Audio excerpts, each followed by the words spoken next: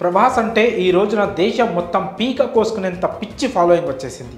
Baahubali cinema నుంచి నిన్న మొన్న డిసెంబర్ 22న విడుదలైన సలార్ పార్ట్ 1 సీజ్ ఫైర్ వరకు ప్రభాస్ డిమాండ్ పాపులారిటీ పెరుగుతోంది తప్పితే రవ్వంత కూడా తగ్గడం లేదు.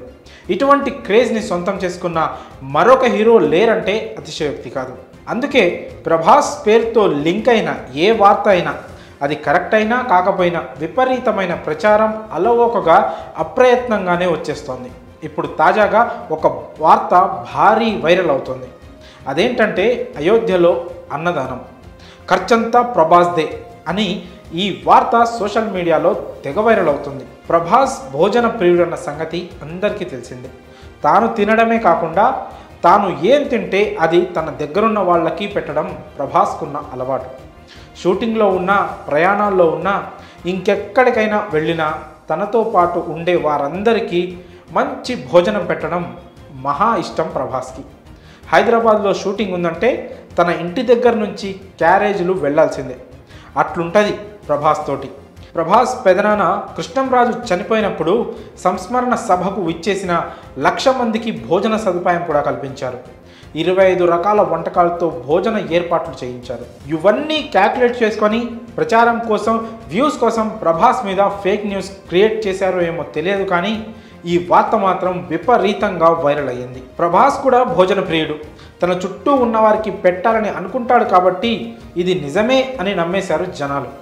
జనవరి 22న జరుగుతున్న అయోధ్య రామ మందిరంలో బాలరాముడి ప్రాణప్రతిష్ఠ పవిత్ర మహోత్సవానికి వచ్చే భక్తులకు అన్నదాన కార్యక్రమం నిర్వహిస్తున్నారు. అయితే ఈ కార్యక్రమానికి 50 కోట్ల రూపాయల ఖర్చు అవుతుందని, ఆ ఖర్చు మొత్తం తానే భరిస్తానని ప్రభాస్ కీలక నిర్ణయం తీసుకున్నారని ఓ వార్త దావానంలా వ్యాపించింది. అయితే ఇందులో ఎలాంటి వాస్తవం లేదని ప్రభాస్ టీం ఐడ్రీమ్ మీడియాతో వెల్లడించింది. ప్రభాస్ టీంలో ముఖ్యమైన వ్యక్తిని ఐడ్రీమ్ పోస్ట్ వెబ్సైట్ ప్రతినిధి సంప్రదిస్తే ఆ వ్యక్తి పక్కా సమాచారం అందించారు.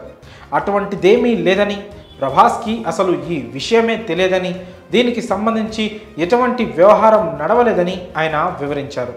సో ప్రభాస్ 50 కోట్లు విరాళం అనేది పూర్తిగా ఫేక్ వార్త అని తేలిపోయింది.